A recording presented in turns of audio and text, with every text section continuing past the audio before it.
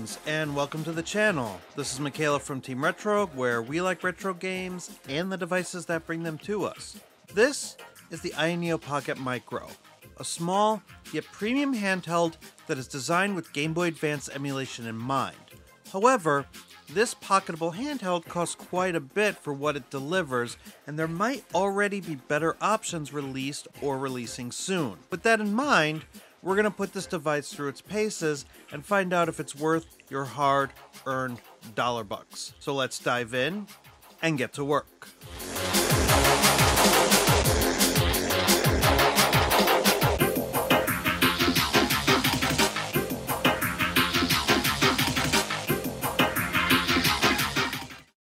Now, the Ayaneo Pocket Micro is one of quite a few handhelds I've received in-house lately. I also got my Retroid Pocket Mini in, and will be releasing my review on this handheld very shortly. The Anbernic RG Cube XX should also be arriving any day now. As you all have kind of figured out, Nefarious tends to, well, break into my house and steal my stuff. And I don't want him distracting me from getting these device reviews out to you. So I gave him a project to work on.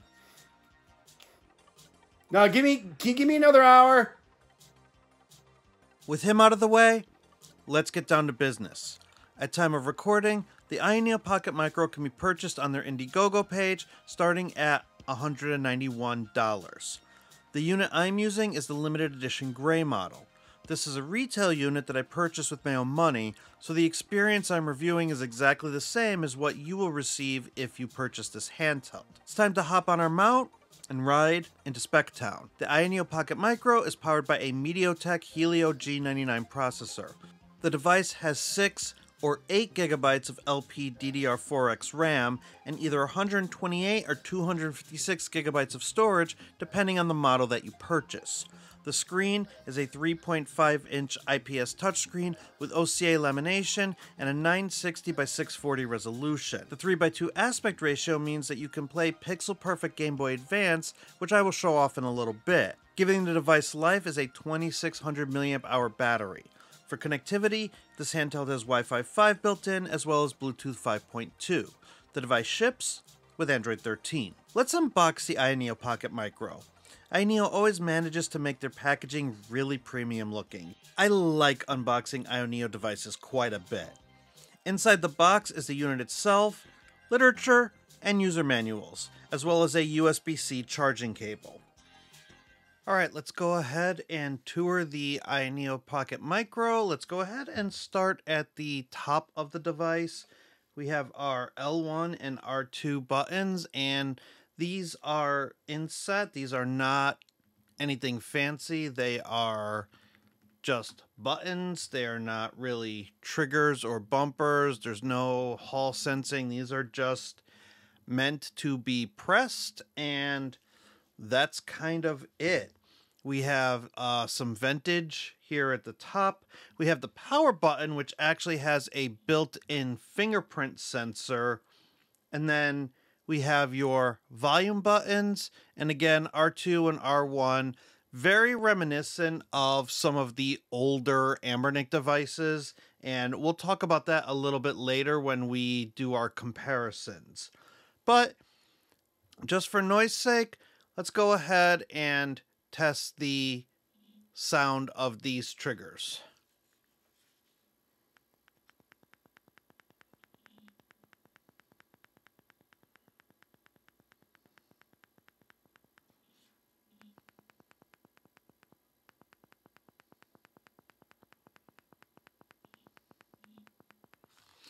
So yeah, these are actually very nice and quiet triggers. There's a lot of glare on that front. We're going to talk about that.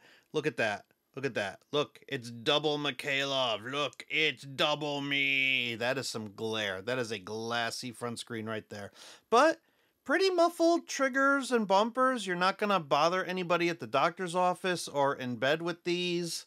Let's go ahead and take a look at the front. And like I said, this is all glass right here. This is very, very glossy. In fact, you can see just right there how much glare there is. You can just pick up my key light. If I hold this up again, you can actually see the reflection of my computer screen, which is how you're getting double Mikhailov. But that is all glass right there. This is a bezel-less design, and it's D-pad centric because this device is absolutely meant to play older games. So let's go ahead and take a look at the D-pad here. Ooh, we have to talk about this also. Look at that. We're going to talk about that in a second. Let me see if I can push that in a little bit. All right, let's go ahead and test this D-pad. Seems like a rubber membrane connection, and it's not bad. It's pretty nice to the touch. It feels pretty mushy, and I don't have a problem with it. That's okay to me. I actually don't have a problem with this D-pad. Not very noisy at all. And now let's go ahead and take a look at the buttons.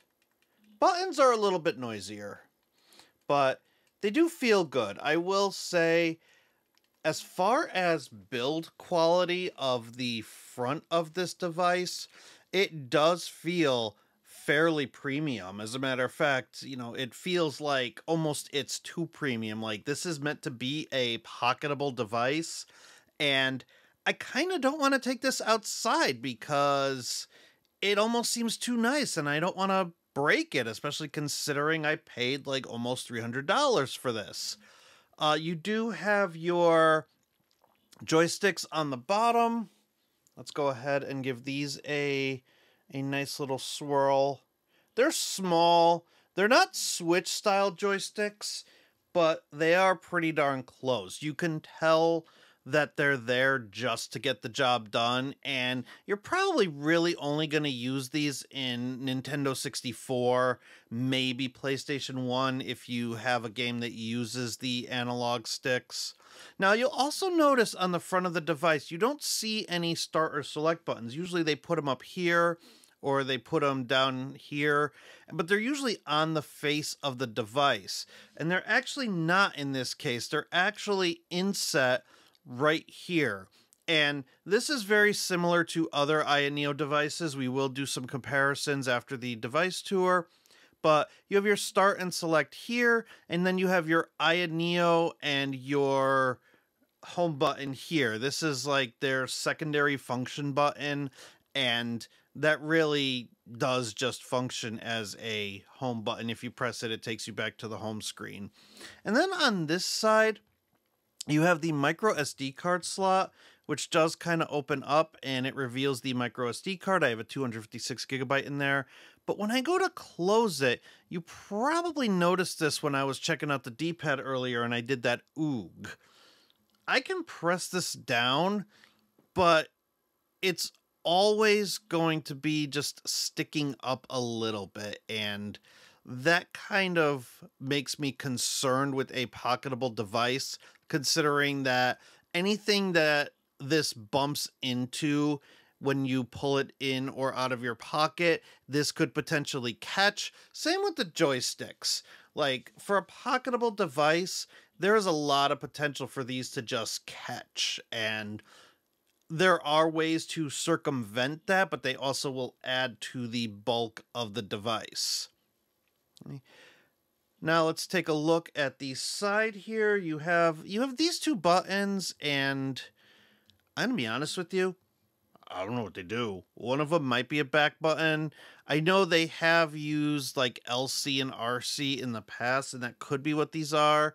But I didn't see anything in the software that actually made these programmable. If I got that wrong, please let me know in the comments, because I never really think to touch these. These are just kind of here, and if they have a function, I'm not 100% sure what it is. At the bottom, you have your USB-C port, and you have downward-facing speakers. Now, well, audio on this is, I guess I didn't really pay attention to the audio that much. I guess when you're holding it, the audio can kind of bounce off your hand and kind of project it towards you. I didn't really feel like there was an issue playing anything on this device, but let's do a couple of audio tests anyway, and we'll see how this sounds up close and personal.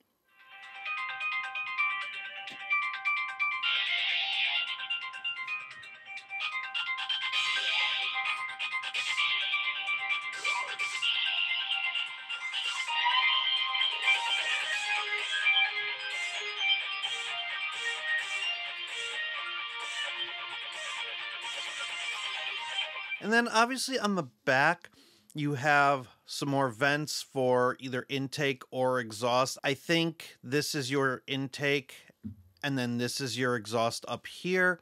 And then you have your Ayaneo remake logo here, because this is one of the devices that was kind of part of Ayaneo's rebrand, where they were deciding to kind of come out with some different things. So this is part of the Ayaneo remake. You'll see this on the AMO1, and you're more than likely going to see it on the Evo that is coming out within the next few months, maybe, hopefully, if Ayaneo can get their act together. And now let's talk really quick about the ergonomics. Now, first impressions, I don't have a problem with the ergonomics. A lot of the complaints that I had seen on Reddit said that these corners were uncomfortable, and I have to honestly say I never felt any discomfort. Like, they're not really digging into my hands at all. And again, this is just a one man's opinion. I'm just a guy with a mic and a handheld, but I didn't really see a problem with ergonomics here. This feels like a Nintendo NES controller, and I guess maybe I'm just used to it. In fact, I think the NES controllers are a little bit more sharp on the edges, and these feel kind of a little bit rounded. They're just rounded enough so that they're not going to dig into your palms. And the only real concern I have about ergonomics is the lack of a bump in the back here. And usually with devices that lack that bump, my fingers will kind of just wiggle underneath here. And over time, that tends to cause fatigue and get a little bit uncomfortable. Now, this handheld is clearly designed to be a Game Boy Advance emulation beast, so let's do some comparisons to other handhelds that are similarly designed. Let's start with an original Game Boy Advance. This is a donor unit I purchased because I plan on modding this in the near future. You can see it's pretty beat up, and it also isn't backlit, so the IPS display of the Pocket Micro is going to come out ahead here. If you measure the diagonal screen length on the original GBA versus the Pocket Micro, you'll see that an original unit will give you about 3 inches of actual screen, whereas the Pocket Micro will give you 3.5 inches at a higher resolution. You'll notice that both systems are also similarly sized. The Micro is a little wider, and the Game Boy Advance is a little taller, but as a whole, there is not much difference holding these in the hand. Even if we look at a modded Game Boy Advance, like this one my friend Jeremy made for me with a Game Boy Advance SP screen, you definitely have better lighting and better colors, but you're still working with a native resolution and a smaller screen. So sadly, there really is no comparison here. I would pick up the Micro over an original Game Boy Advance any day. However, we're going to have a completely different conversation when we compare this handheld to the newly released Retroid Pocket Mini. Because in this case, we're looking at a similarly priced handheld with a much stronger chip and a better design quality overall. Both of these units share an all-glass front and are both D-pad centric, but the Mini has some nicer ergonomics as well as an OLED screen. Now, the Retroid Pocket Mini also has a 4:3 aspect ratio screen as opposed to a 3:2 aspect ratio, so if you do integer scaling with an integer scale overscale, you will have the left and the right of the screen cut off, and you will lose some information like the heart meter on the top of LEGO Star Wars. So you can do one of two things. You could just leave integer scaling on, which will leave bars on all 4 sides, or you could turn integer scaling off and use other techniques like shaders or overlays to balance the pixels. You also get about the same screen real estate as the Pocket Micro, coming in at about 3.5 inches still at a higher resolution than a stock Game Boy Advance. I was really hyped for the Ayaneo Pocket Micro, but the Retroid Pocket Mini kind of swooped in with its OLED screen and just might be winning this battle of small handhelds due to that amazing brightness and color saturation. If we're not going by aspect ratio, but we're going by pure color, an OLED screen is always going to win out over an IPS screen. One last comparison I want to make is with an older handheld, the Amernic RG351P. I've had this handheld since 2021, and I keep it around because despite its many shortcomings like its lack of Wi-Fi, it's still a very charming handheld and still a great way of playing Game Boy Advance to this day. Although this handheld is starting to show its age, you can still purchase it on Amernic's website for about $64, which is a better budget consideration compared to the $191 that the Pocket Micro costs. When doing a Pocketability test, I was very much concerned about these joysticks, so I did two tests. The first one was with this protective sleeve that came with the Pocket Micro, and it did seem to protect the joysticks as long as I was careful when putting the handheld in the sleeve and taking it out. I did this test wearing jeans because it's starting to get cold in Connecticut, and unfortunately it's just a little bit too cold for shorts now. The Pocket Micro did fit in my jeans pocket, but unfortunately it's very noticeable that something is in there when you're using that sleeve. And you kind of have to use this sleeve too, because if you try to pocket it without one, the joysticks will catch on the inside of your pockets and could potentially get damaged. I don't like it when pocketable handhelds have joysticks that stick out like this because it destroys the actual pocketability and makes me concerned that I'm going to damage the handheld. When planning out gameplay, I asked you fine folks in the community what Game Boy Advance games you wanted to see. So this segment features viewer requests, and you can see the username of the person who requested the game right under the game title. I also plan on doing a separate emulation video on some of these Game Boy Advance games because there were some great games among the ones everyone suggested. And as I've mentioned throughout this video, this is a very good handheld to play GBA on because we have that pixel perfect scaling at a 4x resolution. Add a sharp, shimmerless shader on top of that, and you have some gorgeous looking gameplay. For consoles like NES and SNES, you can maintain a pixel perfect integer scale, but then also turn on integer scale overscale. This will blow up the image, but still maintain balanced pixels. You will lose some information at the top and bottom of the screen, but in most situations there is not any game content up or down there anyway. It's usually extra space that developers programmed in because of how CRT TVs worked at the time. So even with that integer scaling overscale turned on, you're getting a very good gaming experience that's close to a 4x3 screen, but also with balanced pixels and minimal bezels. And if you want to really push the Helio G99 chip as far as it can go, you could switch over to game mode and boot up the Redream emulator. I've been able to get Dreamcast games to play at a 2x resolution without an issue. GameCube is a little trickier and can only be played at a native resolution. Now I understand that this is supposed to be a GBA machine, but when you have pocket systems coming out with Snapdragon processors, the Helio G99 suddenly becomes very dated. This Shrek game is horrible, by the way. I miss being able to use Nintendo IP. Android games will function just fine on this handheld, and most will scale to the screen's aspect ratio. But to me, the screen just seemed a bit too small to really enjoy most Android games. Alright, now let's start to wrap things up with my final thoughts. The aspect ratio is unique, and that means that this handheld was designed specifically with emulating one system in mind. The Pocket Micro is one of the few handhelds that tries to closely mirror the experience of owning a Game Boy Advance while making that experience an improvement over the original hardware. That improvement is not just in looks, but also in the fact that this handheld has a very premium design to it. This is both a good and a bad thing, because its design is really impressive, but it also doesn't make me want to take this handheld out of the house, an issue that we're going to talk about in a bit. While this handheld is meant for GBA, it can play up to GameCube, and most 4x3 content will still look and play very well on this device. Of course, no device is perfect, so let's look at the negatives, starting with the price. I personally paid $250 for an early bird price by backing this handheld early and deciding to get the special edition on top of it. And when it goes into regular pricing, you're paying a minimum of $220 just for a Game Boy Advance emulator. For better or for worse, Let's add some context. You could get a Game Boy Advance with a modern IPS screen on eBay for about $180. I paid about $60 for a used GBA without a backlit screen, and there are countless other handhelds under the $100 price point that are also solid performers for Game Boy Advance emulation. The original MSRP for the Game Boy Advance when it was first released was $100. Add to that the debut of the Retroid Pocket Mini, which is less expensive,